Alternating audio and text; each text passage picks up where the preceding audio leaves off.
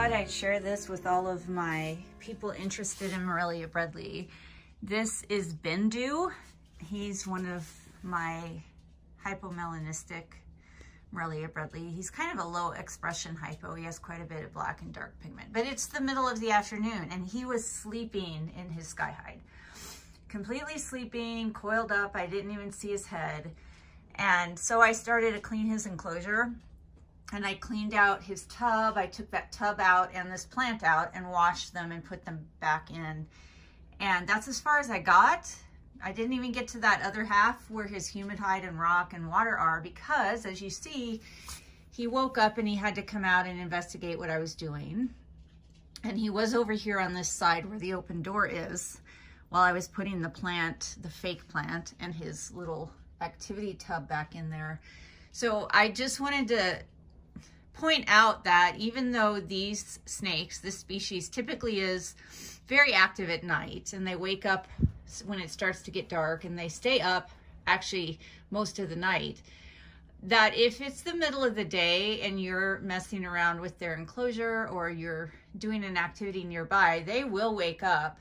And mine typically do have to come out and investigate what I'm doing. And so right now, if I was going to do a target training session or engage him in an activity, I could do that because he woke up and he chose to come out here and clearly he's in ambush position. And so even though it's not the time when I would normally train him or work with him, I could certainly do that now because clearly he is alert and active.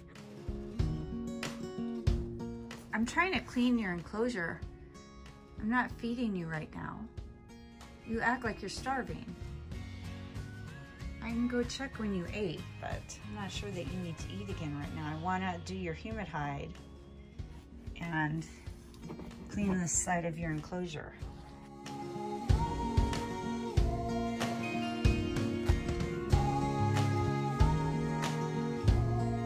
I just checked, Bendu, and you just ate 5 days ago. So I'm not gonna feed you again right now. You can come out if you want, but we're not eating right now.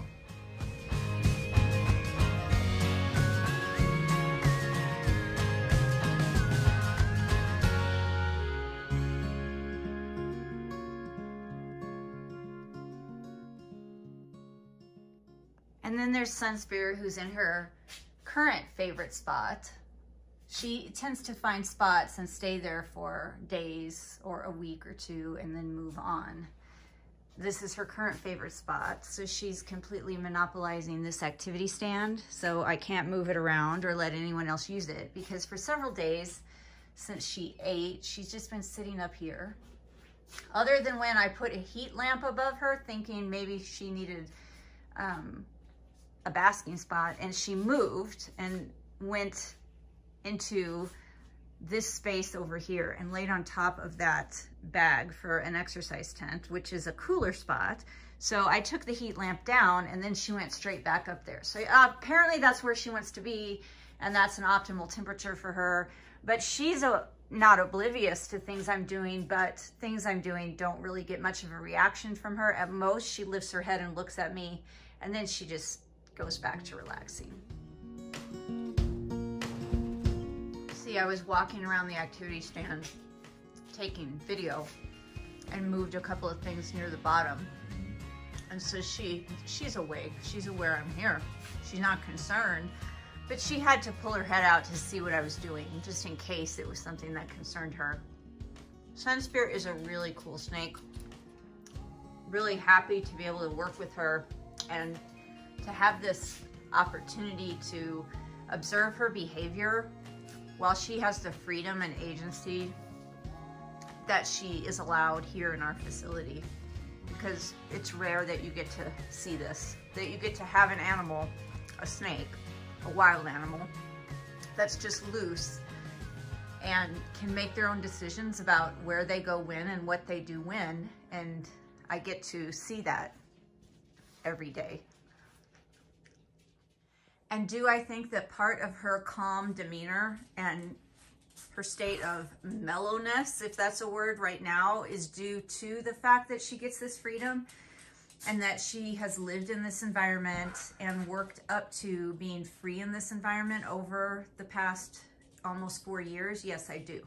She was not like this when she arrived. She was quite shy. She hid for 3 weeks, and then it was a long time before she voluntarily came out of her enclosure.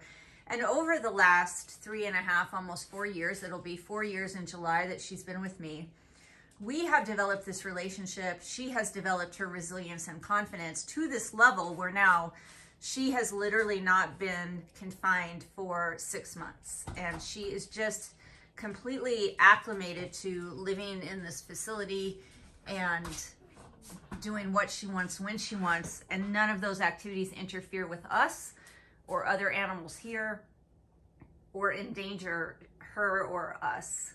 She's just become very savvy and habituated to living with us as a family member. If something should change with her behavior, and that's no longer the case, then we will change our behavior and the way that we interact and keep her. But until that happens, she has been afforded this opportunity and this privilege based on the way that our relationship has developed over the last 4 years.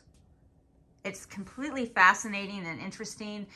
I just can't tell you how excited I am to have had this ability and opportunity to be able to do this with her. And yes, it's a study of one. Well, what would the next step be? For somebody to replicate this, or for me to do this with another animal and see if this evolves in the same way, or if another animal is capable of developing this ability to live basically in a household and not be confined all the time, or if she is an anomaly. I don't think she is, because we did this to some extent with Ronan, and we are doing this also to some extent with Boreth right now, who is also loose. So you might be wondering if there are rooms in the facility / home that she does not have access to, and there are. So we live on an animal sanctuary and work on an animal sanctuary. So not only am I responsible for the animals in the animal sanctuary, but I'm responsible for running my behavior and training business and my research out of this facility, and my husband and I live here.